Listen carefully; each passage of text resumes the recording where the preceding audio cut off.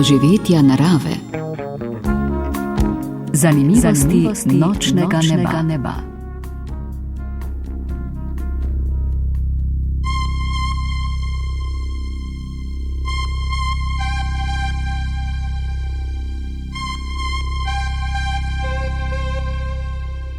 Prav lep večerni pozdrav, spoštovani poslušalci, dragi zvezdoljubi, profesor Boris Kam. Še zadnjič letos se srečujemo v naši oddaji Zanimivosti nočnega neba. Pozdravljeni. Dober večer.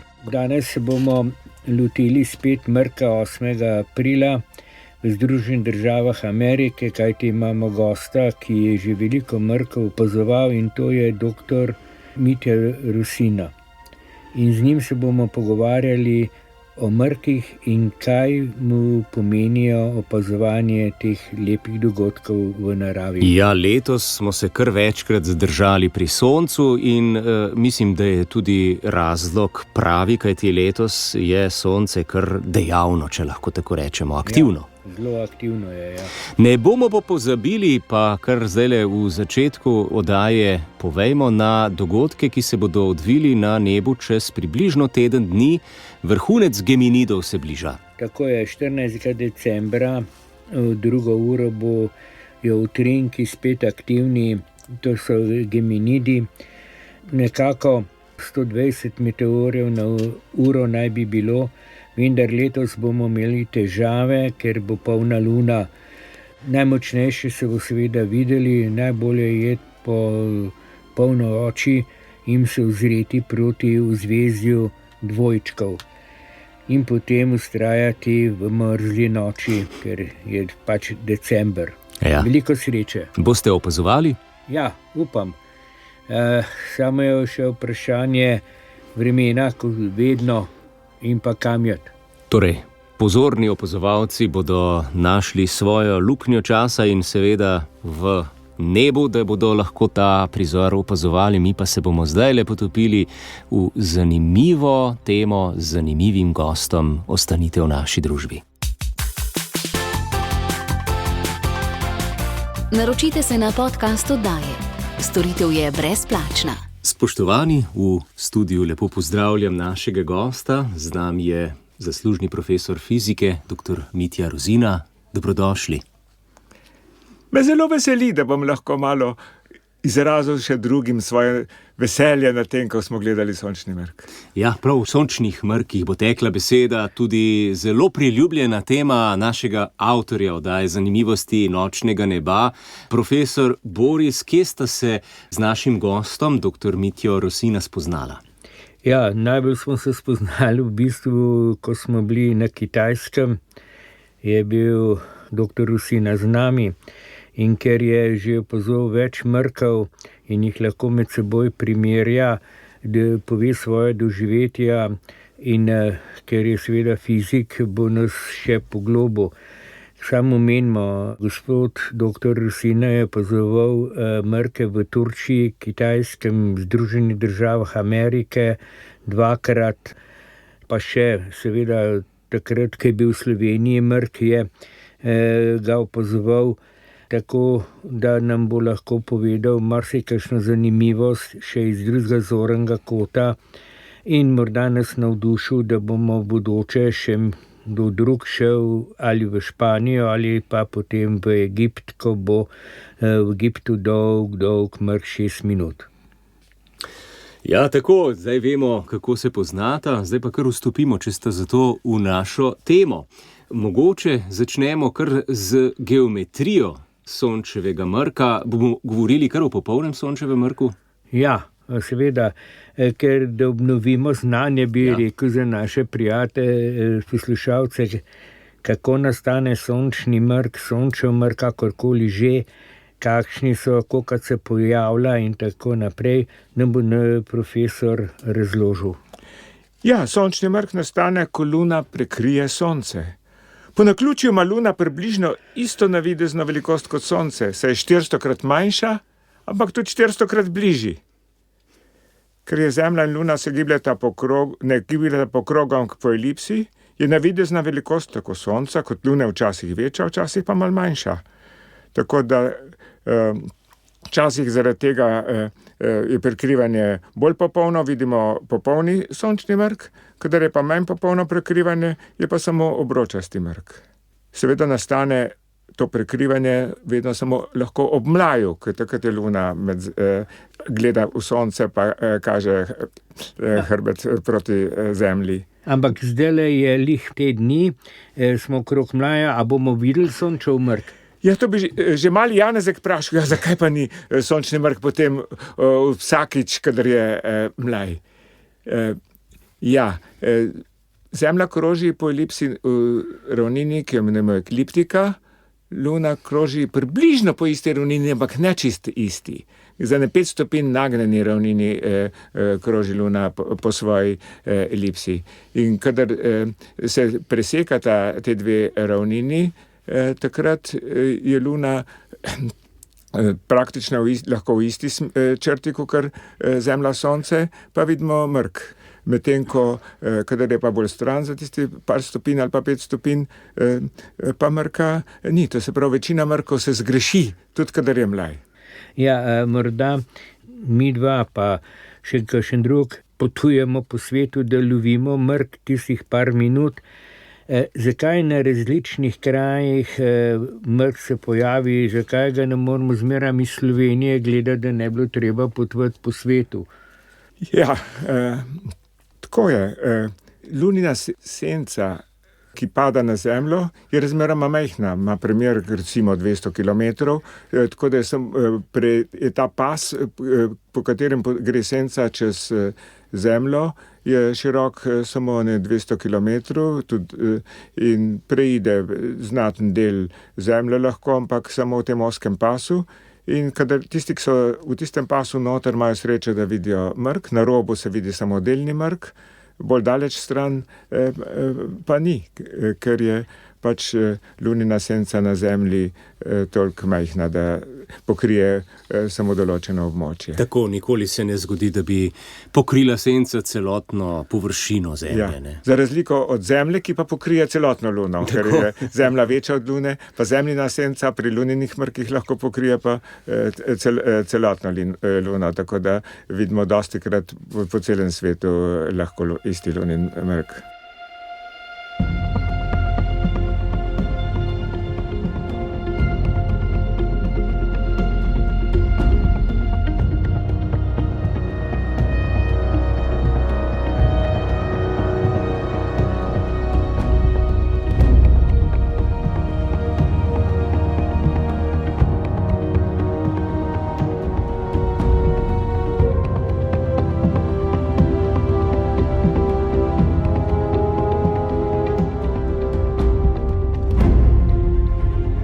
Zanimivosti nočnega neba.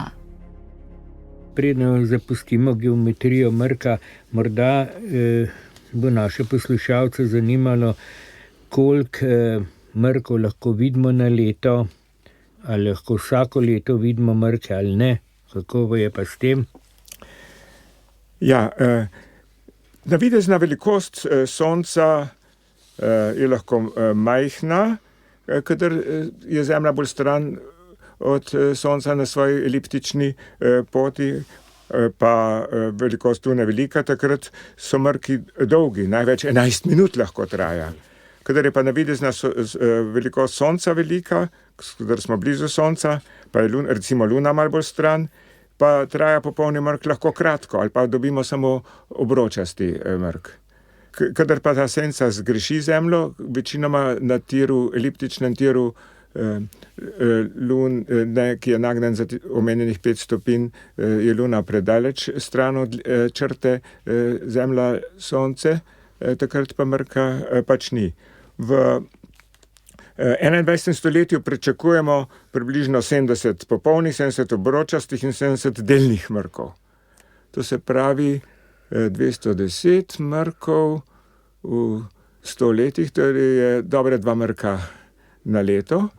Od tega bo v povprečju 3/4 mrka popolnega, 3/4 obročastega, 3/4 delnega. Tako da namesto 12 mrkov, kolikor je mlajev, vidimo samo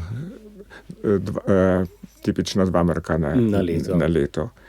In tudi, kje bo šel ta mrk čez, je odvisno, ali je Luna na svojem tiru malo bolj severno ali malo bolj južno na Zemlji, tako da lahko mrk bolj gre čez bolj severno področje Zemlje ali pa bolj južno, tudi kako je Zemlja takrat zasukana proti Luni, ali je takrat proti Luni zasukana Amerika ali Evropa, je odvisno, kje bo potem mrk bolj na vzhodu ali pa na zahodu.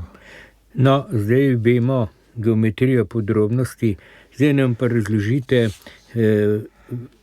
vaše veselje, zakaj ste odšli, gospod profesor, v Ameriko opazovati ta popoln sončni mrk. Če nam razložite vaše popotovanje o mrku v Ameriki 8. aprila letos. Odkot pravzaprav to navdušenje teoretičnemu fiziku nad sončnimi mrki? Ja, rad opazujem naravo, pa ne bojo to rožice, lepe panorame hribov, sončni zahodi, posebno sem velik ljubitelj lepih sončnih zahodov in me je potem navdušila priložnost že prvič, ko smo šli gledati sončni mrk na mejo Slovenije-Avstrije, smo šli malo čez v Avstrijo. Sem bil tako navdušen takrat, da gremo, sem kar najel avtobus pri primerni agenciji in sem naredil reklamo in je bil avtobus takoj poln, da smo šli gledati mrk. In je bilo tako, tisto prijetno vzdušje, navdušenje, še pojača naravni pojav. Ker že naravni pojav je čudovit, ko imaš bleščeče sonce, pa ga pokrije Luna, naenkrat vidiš sonce vse svoje lepoti z korono, z baklami, pa tistim se zablesti prstan, ko se zgine, pa ko se pokaže potem svetloba sonca. Tako da poleg družabnosti in navdušenja sopotnikov, ki skupaj uživamo tak mrk, je še odziv narave. Tam, ko smo bili recimo v Avstriji, so štorkle zmedeno letale sem pa tja. V Turčiji, ko smo bili, so se rože zaprle. Vidiš odziv narave, veter potegne, mraz potegne, ves ta odziv narave naredi potem še veličasten okvir temu naravnemu pojavu. Kako pa je bilo potem v Ameriki, ne je bilo vprašanje? Ja, to veselo igro v Ameriki, kako je bilo, ste ujeli mrke, kakor vemo, smo imeli težave eni in drugi z vremenom, no, pa nam to razložite, kako ste ujeli mrk. Problem je bil, kam jeti, da bomo ujeli jasnino. Napoved je bila slaba. Menko pol upanja, da bo jasno, ne bo ob tem pravem času na tem pravem kraju. Že svoj čas smo razmišljali najprej o Mehiki, sam v Mehiki je bilo kup ovir, ni bilo praktično. Prazniki, težave bi bile s hoteli, vse sort. Tako da smo se potem Zorko Vičar, ki nas je vodil strokovno, se je odločil potem za Teksas in smo potem zelo dobro z agencijo Trud potovali, nas je bilo 30, dva manjša avtobusa in smo šli potem najprej prvi dan v Teksasu, v Houstonu, smo šli gledati seveda vesoljski center. Bom še pa nekaj povedal o tem. Medtem ko drugi dan je bil pa potem lov na jasnino. Ko treba malo poštudirati vreme, kako se gibljajo oblaki, pa to, kako bomo ujeli jasnino, ker večji del neba je bil oblačen. In smo pravo smer izbrali in zasledovali, koliko daleč se ćemo peljati, kje se ustavimo pa ustalimo. Pa smo ujeli. Ja, kdaj ste pa mogli štartati zjutraj? Če se jaz dobro spomnim, je kolega Rasto, ki je tudi bil z vami, ja, da ste mogli narediti 300 kilometrov, da ste ujeli jasnino. Ja, tam smo nekje blizu Houstona smo prespali, ne, in smo potem morali kar zgodi. Ampak se ne spomnim kdaj, ker smo bili tako navdušeni, nam je bilo vseeno. A je bilo tam, kako so sploh doživeli ta, a so se ljudje navdušeni bili, je bilo rekel tako, kot na kakšnem nogometnem igrišču, ko zadenejo gol? Ja, je bila napetost, a bomo ujeli ali ne bomo ujeli jasnino. Ja. Negotovost, ne? Ja, negotovost, oziroma tista napeta pričakovanje. Sej bomo. In je uspelo. Je uspelo. Ker ste bili že na velikih mrkih ali pa velik mrkov ste obiskali, kakšna je razlika, kakšna različna doživetje v Turčiji ali pa recimo, ko ste v Slovenijo pozvali, pa zdaj dvakrat ste bili pa v Ameriki. Ja. Ena zanimivost je itak povezana s tem, da se podobni mrki pojavljajo vsakih 18 let, 10 dni, pa 8 ur. Teh 8 ur gor ali dol bi rekla, ampak je kritičnih, ker 8 ur pomeni, da je mrk za tretjino zemeljskega obsega drugot. Če je bil prvi v Turčiji, je bil potem čez 18 let v Ameriki, blizu narodnih parkov smo bili. Tako da smo bili recimo leta 1999 smo bili v Avstriji, potem smo bili leta 17 blizu narodnih parkov, 18 let zatem, skoraj natančno 18 let, 10 dni pa 8 ur razlike, obakrat avgusta. Zanimivo. 10 dni in 8 ur se ponavlja. To se ponavlja in ta drugi se je spet in oba mrka sta bila podobna, oba sta imela 2 minuti trajanja. Aha. Ta druga dvojica, ki smo bili, je bila pa Turčija 2006, pa Teksas 2024, spet 18 let, 10 dni pa 8 ur razlike med objem. Zato je bil tu en v Turčiji, drug pa v Teksasu. In tudi podobna dolžina mrkov? Tudi 4 minute. Tudi 4 to je malce več, ja. Ja. So zelo podobni. Medtem ko ohladitev, ki je tudi značilna za mrk, ni bila od tega odvisna, ampak od raznih drugih okoliščin. Zanimivo je, da če je višja temperatura bila pred mrkom, je bila ohladitev večja, kar razumljivo, takrat, ko Zemlja ne obseva tistega področja, zlasti ne obseva sonce, se pač ohlaja. In če je bilo prej toplej, je potem toplotni tok, ki odhaja po Štefanovem zakonu sodeč, večji, če je večja temperatura, tako da več toplote zgubi. Tako da je bila recimo v Avstriji, smo imeli takrat, ki je bil avgust 25 stopinj, se je ohladilo za 4 stopinje, v drugih državah leta 17 je bilo 26 stopinj, ravno tako avgusta seveda, se je za 6 stopinj ohladilo. Zanimivo pa v Turčiji, smo bili pa marca, je bilo pa bolj hladno, 18 stopinj, ker to ob morju, marca še hladno, morje ima veliko toplotno in mrazotvorno kapaciteto tudi. Boje, ja. Je bilo potem samo 18 stopinj, se je pa samo za 2 stopinje ohladilo. Zanimivo je, da v Teksasu je bilo dosti topleje kot takrat v narodnih parkih leta 17. Je bilo 33 stopinj, pa se je tudi samo za dobrih 6 stopinj ohladilo. To pa zato, ker tam v narodnih parkih smo bili, je bilo zelo suho področje in suho vreme, in potem v tem primeru dosti dobro prevaja toploto ven, se bolj ohlaja. Medtem ko v Teksasu je bilo nevihtno vreme, je bilo več vlage in vlaga pa zadržuje prevajanje toplote. Kaj vse lahko fizik opazuje poleg sončevega mrka? So to vaši zapiski? Si to zabeležite, ko opazujete tudi temperaturo? Za temperature pa vlage pa vse to je pa posebej navdušen Zorko Vičar. On je to beležen, jaz sem od njega to preplonkal. Ja, pa je imel tudi inštrumente sabo. Ne? Ja. Tako, mislim. No, tudi pri nas, ki smo se sicer prilezli do Kanade, takrat 8. nam je tudi za 6 stopinj padla temperatura. Ne? Prav tako, ja. Ja. Zanimivo. No, zanimivo je bilo vprašanje, gospod profesor, ja, hodite po mrki, zakaj pa ne bi se doma lepo usedli v kavč, pa pogledali preko televizije, ker zdaj so prenosi od nas, pa najrazličnejše internetne strani direktno prenašajo mrke, ne bi bilo težav z iskanjem jasnine. Zakaj morate doživeti? Prvič, podrobnosti, ki jih boljši vidiš, pri takih profesionalnih prenosih. Si lahko gledaš naknadno, v kavču lepo naknadno, pa vidiš še potem kakšne podrobnosti. Medtem ko doživetje, osebno, čustveno doživetje je pa uživo. In kot sem že prej rekel, pojačano z navdušenjem sopotnikov in z odzivi narave okrog sebe, ko to gledaš. Tega pa ni pri prenosih. Ne?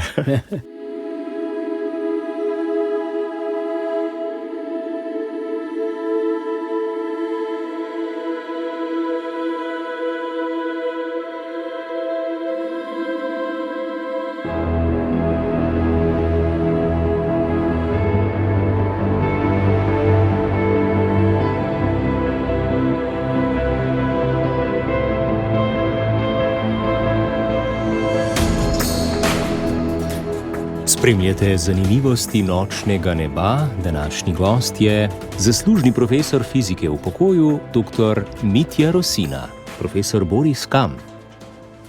A morda tudi sledite luninim mrkom? Ja, lunine mrke grem rad gledati. To se vidi tudi z Ljubljane. Imam že lokacijo, če pozno zvečer, 10 zvečer grem na Ljubljanski grad, smeri proti Golovcu, ni preveč luči, ki bi motle.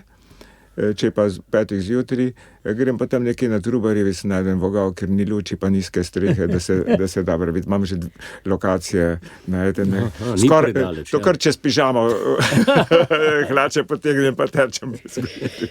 In to, kar me zabava, je, da potem sam ocenjujem, kakšna je svetlost lune.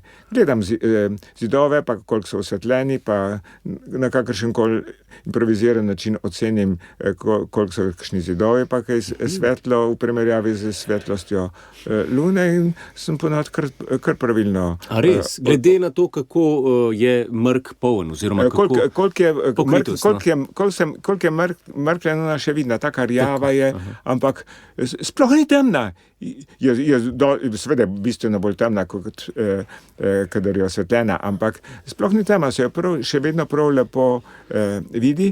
To je zaradi zemeljskega ozračja. Če bi Zemlja ne imela ozračja, bi bila luna ob mrku čiščrna. Se pravi, je ne bi videli? Ne bi videli nič, samo videli, da se tam zvezd sadi ne vidi. Medtem ko tako pa se lomi svetloba na zemeljskem ozračju. In tukaj je spet eno naključje, da je goriščna razdalja zemeljskega ozračja kot nekakšne leče, ki lomi svetlobo od sonca, približno taka, kot je razdalja do lune.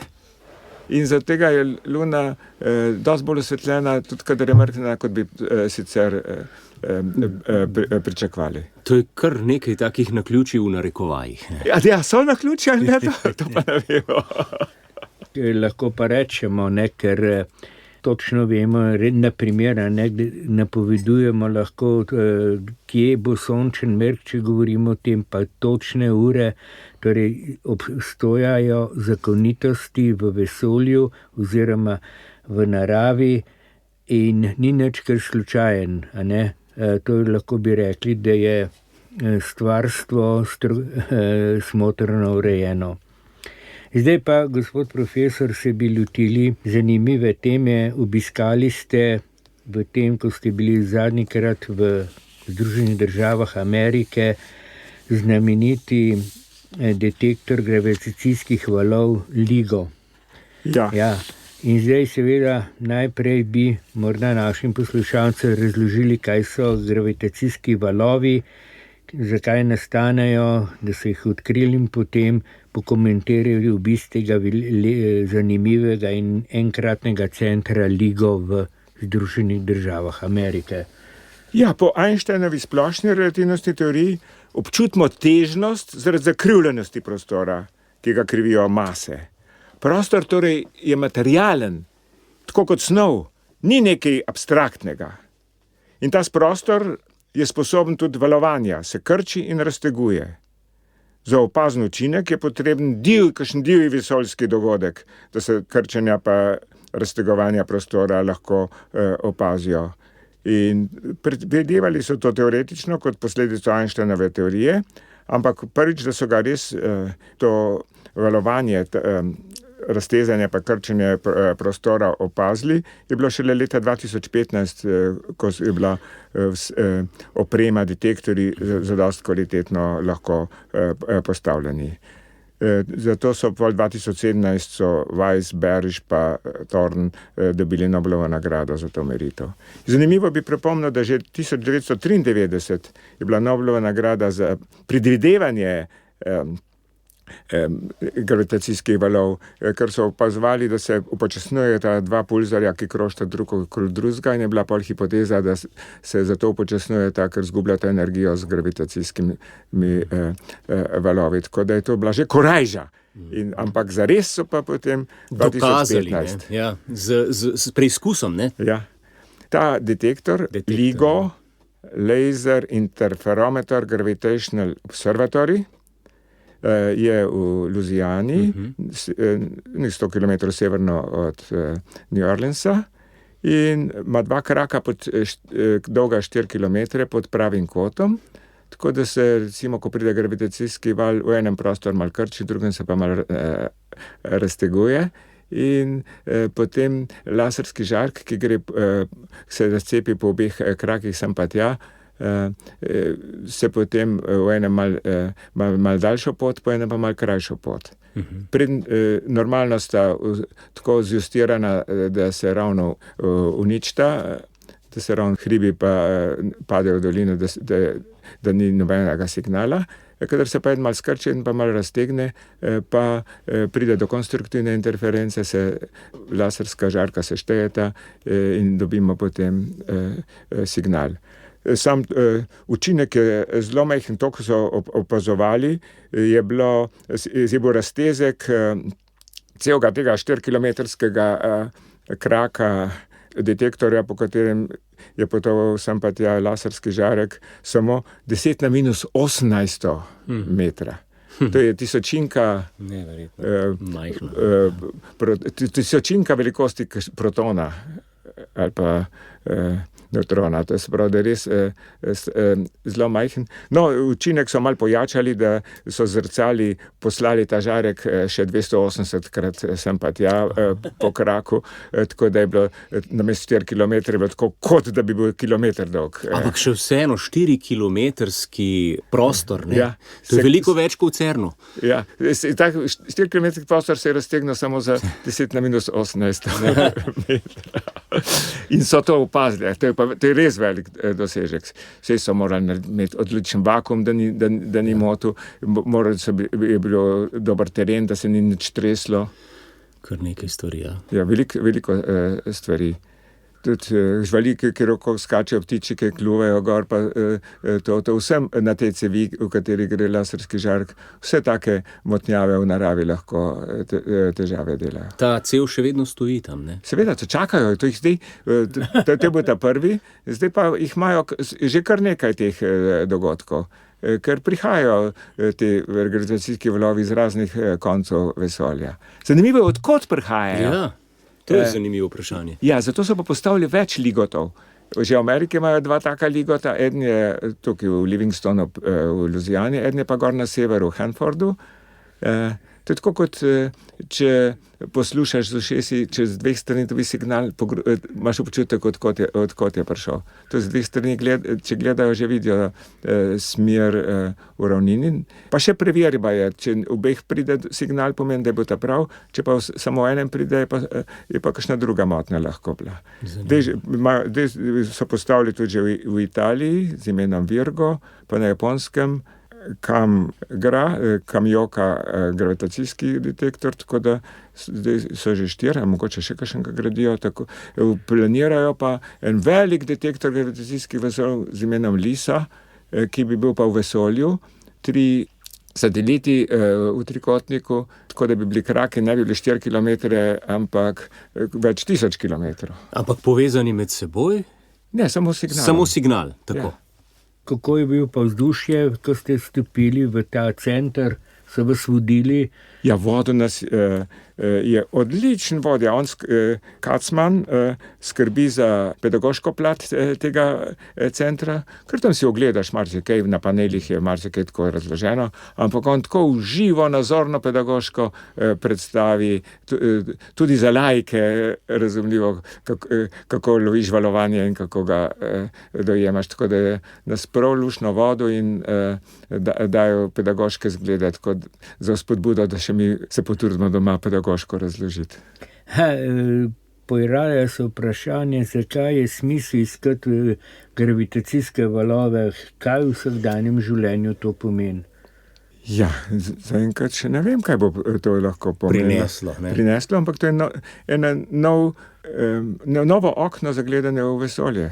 Najprej smo gledali samo optično, pa že infrardeče pa ultravijolično, potem radijske valove, so odkrili pulzarje in spoznali usodo zvezd, nevtronske zvezde. In to pa nam kaže iz vesolja take mogočne dogodke, kot so trki črnih lukenj, trki nevtronskih zvezd, take velike dogodke.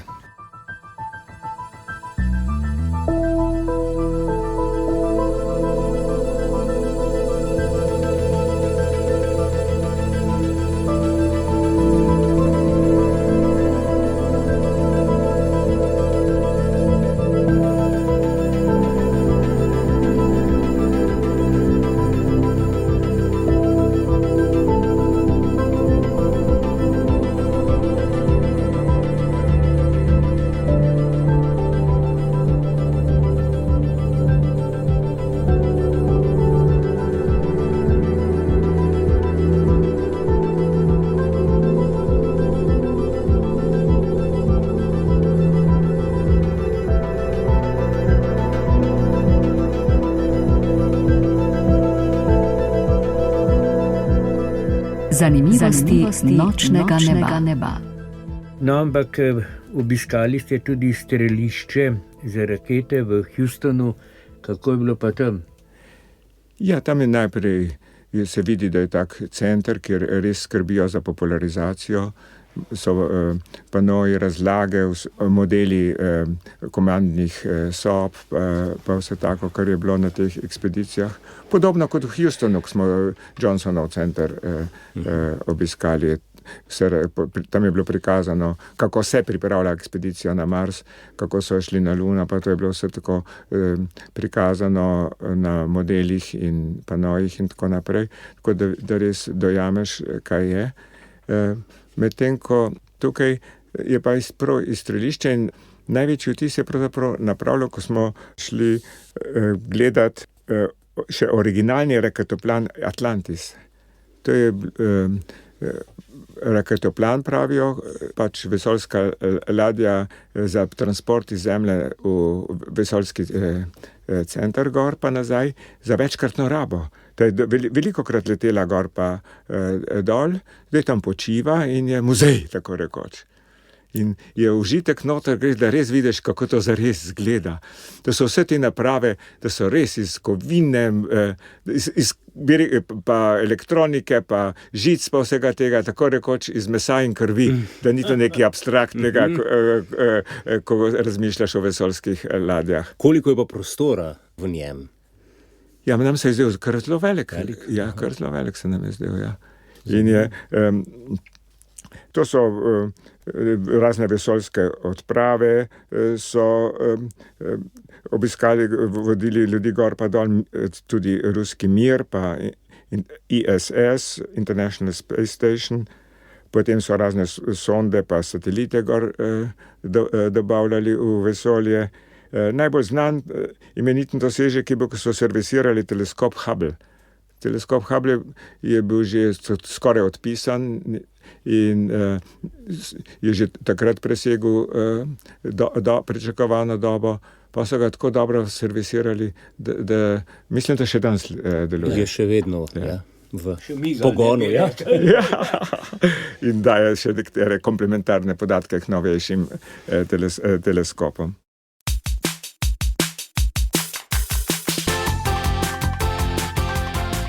Oddaja vam je na voljo tudi v obliki podcasta. Naročite se nanj v svoji aplikaciji. Storitev je brezplačna.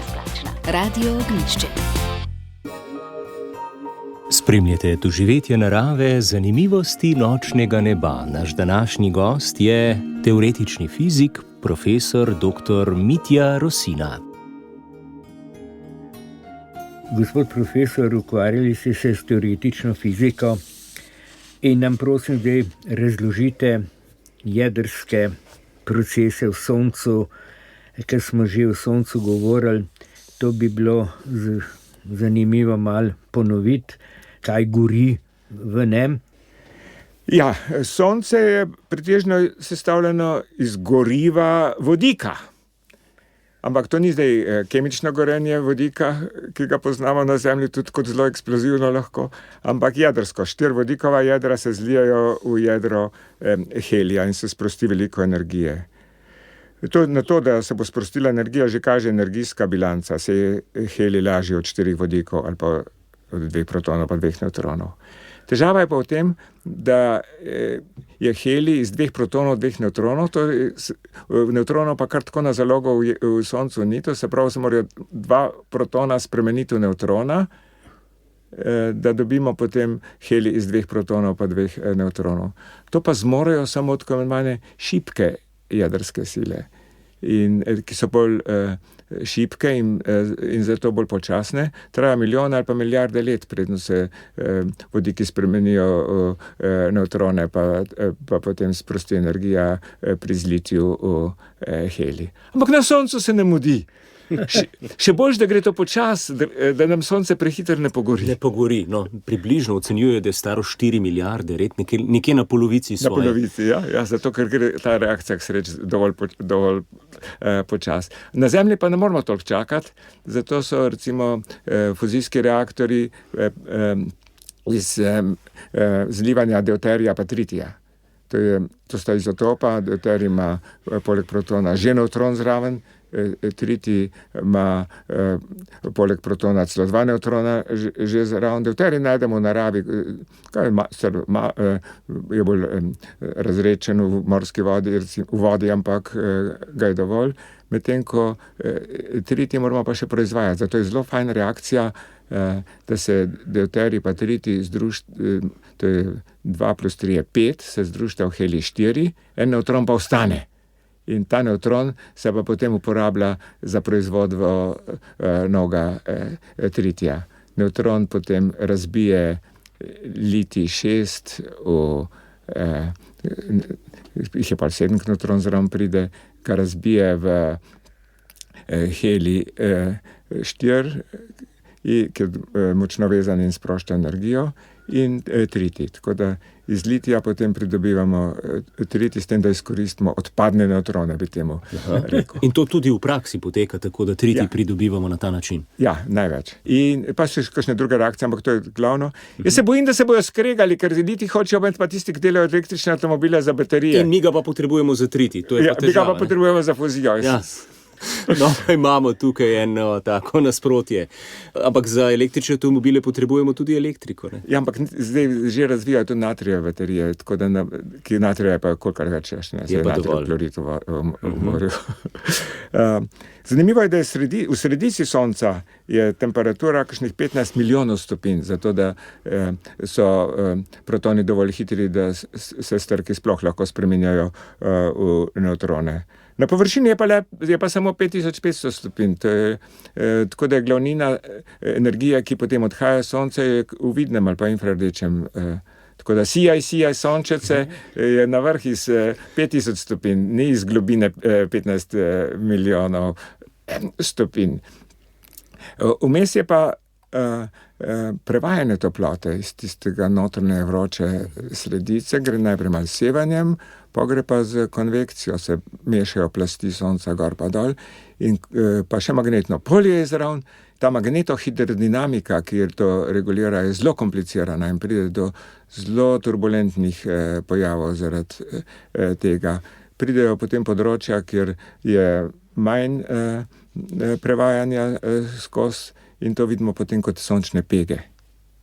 In zanimiva je pa regularnost, da se na 11 let ponavljajo obdobja z večjim številom pa manjšim številom peg. To se pravi z večjo aktivnostjo sonca, ki se pozna tudi na sončnem vetru pa na žarkih, ki k nam pridejo, pa obdobja, ko je malo teh peg in manjša aktivnost. To je, ne vem, koliko je to že podrobno razumljeno, samo zapažena pa je regularnost. Ja, in zdaj smo nekako v tistem višku tega obdobja. Ja. Morda bi bilo dobro povedati, da pege imajo temperaturo, te črne pege, ki jih lahko opazujemo, približno za 1000 kelvinov stopinj manjšo temperaturo kot okolica, zato izgledajo kot črne pege. Torej, zdaj je sonce dosti aktivno, seveda ga lahko vsak opazuje, vendar je treba zmeraj paziti, da imamo filtre, da ne bi kdo direktno gledal v sonce.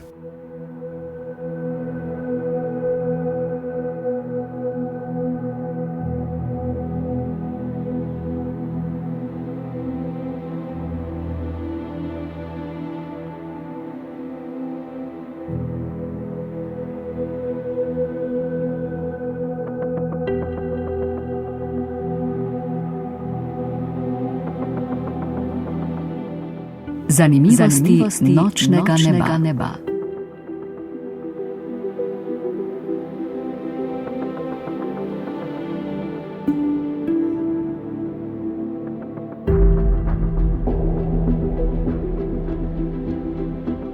Zdaj pa bi profesor nam povedal še kakšno zanimivost ali pa legendo o sončevih mrkih. Pogovarjala sva se in ste omenili, da imate par zanimivih recimo legend ali pa zgodb o mrkih, pa začnimo.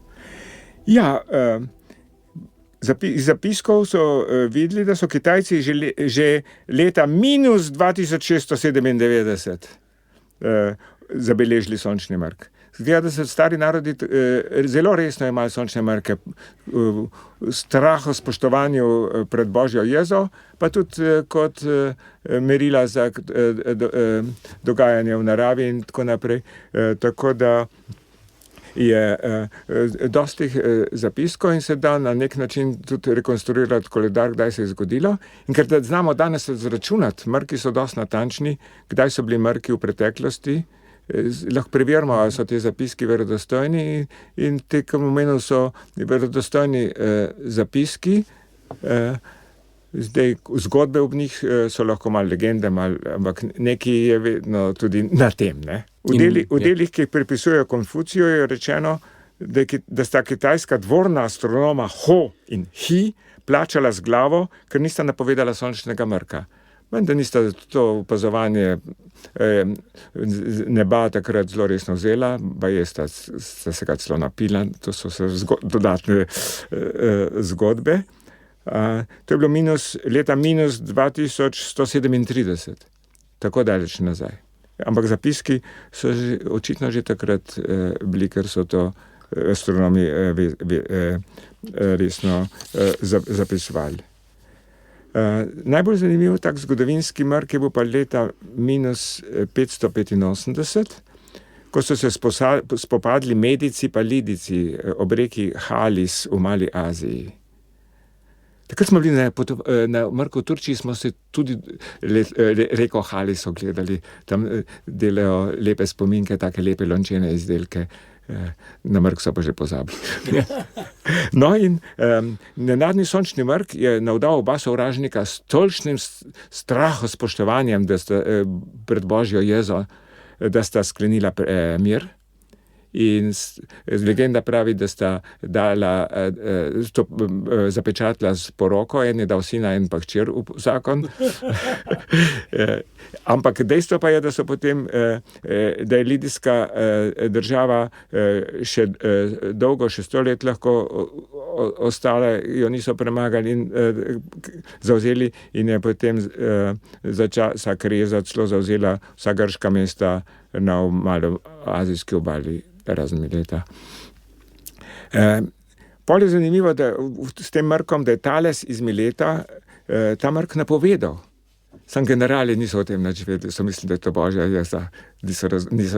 Razumeli njegove napovedi. Napovedi so ignorirali take reči, kar ni presenetljivo. On se je to naučil od babilonske astronomije. Ne? Kaldejci so že znali sončni mrk, so že znali napovedati mrke vnaprej, ker so z mnogimi zapiski in opazovanji poznali med drugim tudi to periodo 18 let.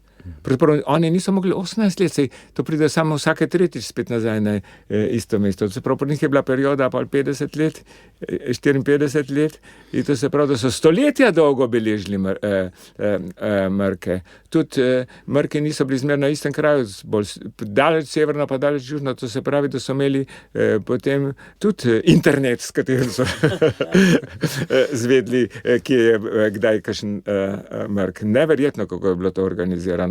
Astronomija takrat. Potem lunin mrk 1504 pravi zgodba, da je rešil Kolumba pred gotovo smrtjo.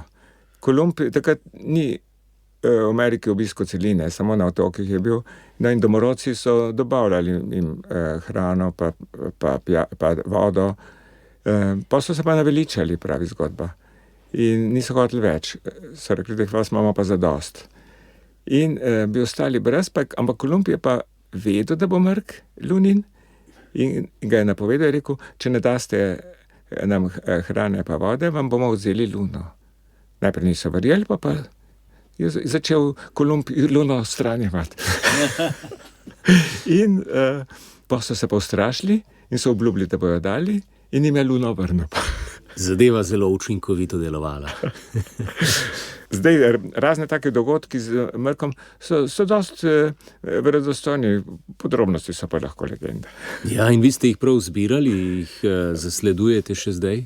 Ne, to nisem zbiral, to sem tudi precej preplonkal.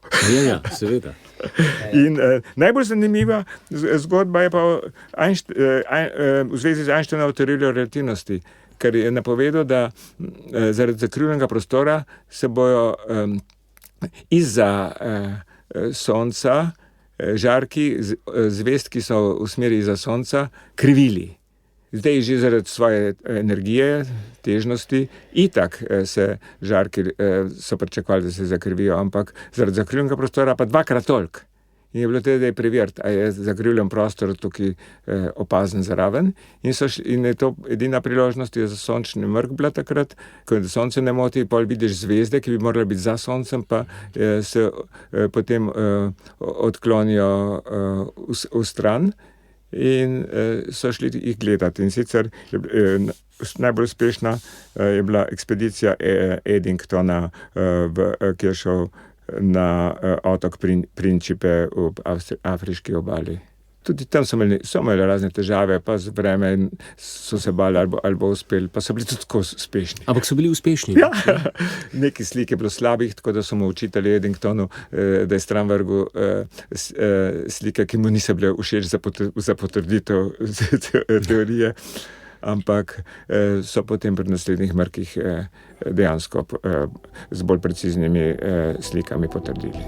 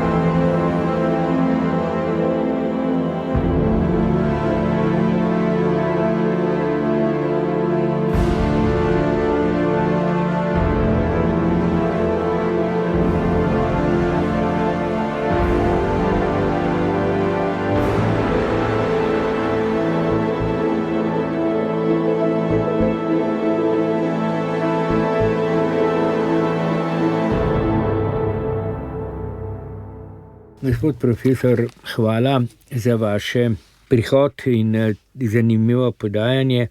Morda samo še pogled v prihodnost. Boste še kakšen Mrk opazovali? Ja, komaj čakam. No, v redu. V mislih imam Španijo 2026, pa Severno Afriko, karkoli od Maroka do Egipta 2027. Oboje je avgusta, bo vroče. Mogoče, če smem še tole, profesor Boris vedno izkoristi opazovanje Mrka tudi za ogled dežele. Vi tudi radi potujete, si kaj še zraven, ko je Mrka konec, pogledate? To je pa bistveno, ker to pojača celotne spomine potem na to. Celotno družabnost, ki smo bili, celotno vzdušje, ki smo delali, se pojača še z lepim potovanjem. To je nujno, to je vedno. Zlasti je to prav prišlo, ko smo bili na Kitajskem. Delni Mrk smo še videli, pa je prišel pa črn oblak in smo imeli dvojni Mrk za oblakom in za luno. Zanimivo. Tudi stiki z domačini, vi govorite kar nekaj jezikov, ne, so zanimivi. Ja, iskrena hvala, da ste se odzvali našemu vabilu. Tako, in na naslednji Sončev Mrk. Ja, če druga ne, pa se srečamo, ko boste prišli iz Egipta, Španije, pa oziroma tam ste Tunizije, bomo videli, kje boste, pa bomo takrat naredili spet kakšno oddajo. Hvala lepa. Hvala.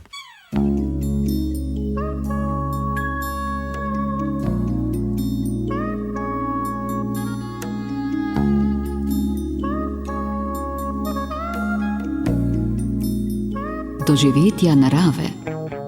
Zanimivosti nočnega neba. Hvala tudi vam, spoštovani poslušalci, ker ste bili z nami. Torej 12. letošnja oddaja je pri koncu. Naj ob tem opozorimo še na lepo priložnost, ki bo ob zimskem solsticiju spet na observatoriju na Golovcu. Seveda je potrebno biti pravi čas ob tipkovnici in zaslonu, da si rezervirate svoje vstopnice.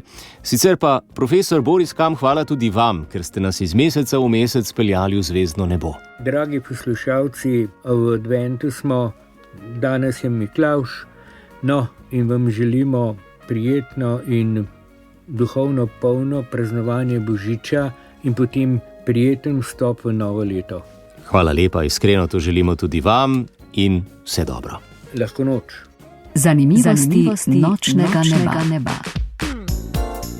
Oddaja vam je na voljo tudi v obliki podcasta. Naročite se nanj v svoji aplikaciji. Storitev je brezplačna. Radio Ognjišče.